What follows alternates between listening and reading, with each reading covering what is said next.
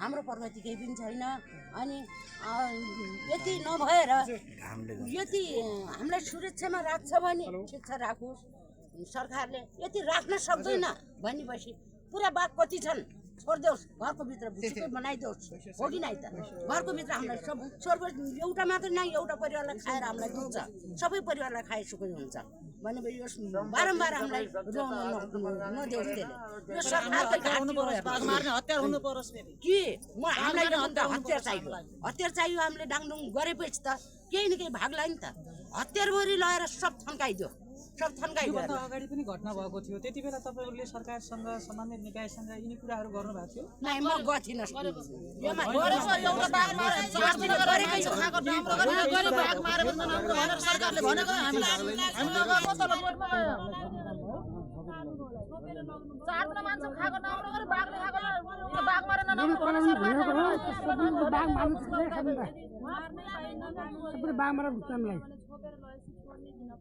हामीलाई हतार हुनु पर्यो। अहिले हजुरको आमा देख्नु भएको छ, आमालाई यस्तो आक्रमण गरेको छ, त्यो भोलि अरू हामी यहाँ देखेको मात्रै कसैलाई पनि आक्रमण गर्न सक्यो। समग्रमा यो बस्ती नै असुरक्षित हाम्रो खासै जङ्गलमा मारेको पनि होइन। आजको घटना वर्षामा त्यहाँदेखि अहिले त्यो घरको जाम अलिक घर अहिले अलिक खाली छ। त्यो घरमा जाँदा चल्ला जान्छ कुखुरा केटाहरू चर्ने ठाउँमा, अहिले गएर बाख्रा पाठा चर्ने ठाउँमा अहिले हामीले बच्चालाई पठाउँछौँ। हाम्रो पानीको ट्याङ्की छ। अब त्यो त्यहाँदेखि हेर्नु हामीलाई त अब त्यहाँदेखि जान पनि भएन। हामीले पानी त्यहाँ खाने भित्रबाट बाहिर निस्किन गाह्रो भयो हामीलाई। निस्किने पर्सामा खाइदिन्छ भने त अब त घरमा आउँछ। एक रात त बिताउनु भयो, हिजो घटना भइसकेको। हजुर, यो रात चाहिँ कसरी बिताउनु हो तपाईँ? कसरी पलपलमा बिताइयो, हेर्नु पलपलमा बिताइयो। कोही मान्छे सुतेको छैन कि कोहीले आँखा सुन्न आउँछ न सुतिदिन। अब बाहिर निस्किन हामी सकेको छैन। घर घरमा पनि आउन सक्छ नि त। अहिले अब घरको कर्सामै छ भने भोलि त यही घरमै पनि त आउन सक्छ नि त। उसले त खान पाएको छैन नि त। खाँदै जब कि हामी खोज्न गयौँ, खोजेर आधा भए पनि लास लिएर आइसकेपछि त उता आहारा पुरा भएको छैन नि त। घरमै पनि आउँछ कि भन्ने डर तरासमा बाँच्नु परेको छ हामीलाई। यो निकुञ्जले हजुरको 6 बहिनी छोरी होइन, आमा र तपाईँ बस्नुहुन्थ्यो घरमा, छोरीहरूको सबैको बिहे भएको थियो। अहिले आमा र तपाईँ बस्नुहुन्थ्यो, तपाईँ एक्लै हुनुहुन्थ्यो।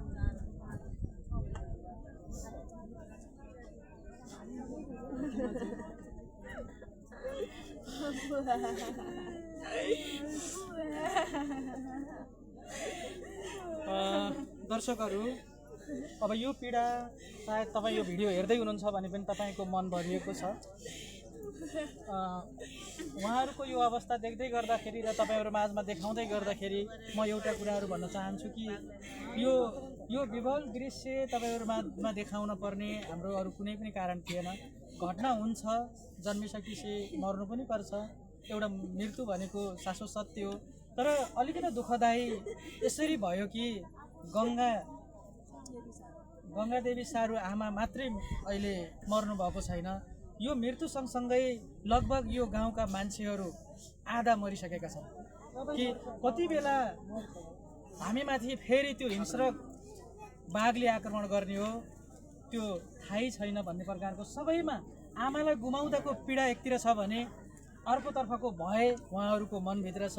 यो दृश्य हामीले तपाईँहरू माझमा यसरी देखाइरहेका छौँ कि नेपालका विभिन्न ठाउँमा जङ्गली जनावरको आक्रमणमा परेर धेरै नेपालीहरूको मृत्यु भइरहेको छ। अघि यहाँ भन्दै पनि हुनुहुन्थ्यो यस्ता जङ्गली जनावरहरू त अन्य देशहरूमा पनि हुन्छन्, तर यस्तो घटनाहरू सुनिँदैन। त्यहाँको सरकारले व्यवस्थित गरेको हुन्छ, तर हाम्रो सरकारले किन व्यवस्थित गर्दैन? यी राष्ट्रिय सम्पत्ति होलान्, तर राष्ट्रिय सम्पत्ति जोगाउने नाममा हाम्रो चाहिँ ज्यान के हो त? के त्यही बाघको चारो हो हाम्रो जीवन भनेर समेत प्रश्न पनि गर्नुभएको छ।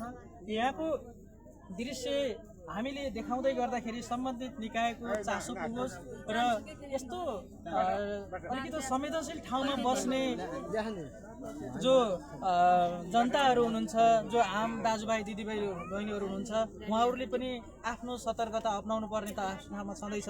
तर पनि सतर्कता अपनाउँदै पनि यस्तो प्रकारको भएको घटनाले गर्दाखेरि यो परिवार सँगसँगै यो बस्ती आज मैले भनिहालेँ आधा रूपमा सबै मर्नु भएको छ अथवा आधा मरेको अवस्था छ। किनभने जति बेला पनि यो आक्रमण ममाथि पनि हुन सक्छ भन्ने भय छ सबैमा।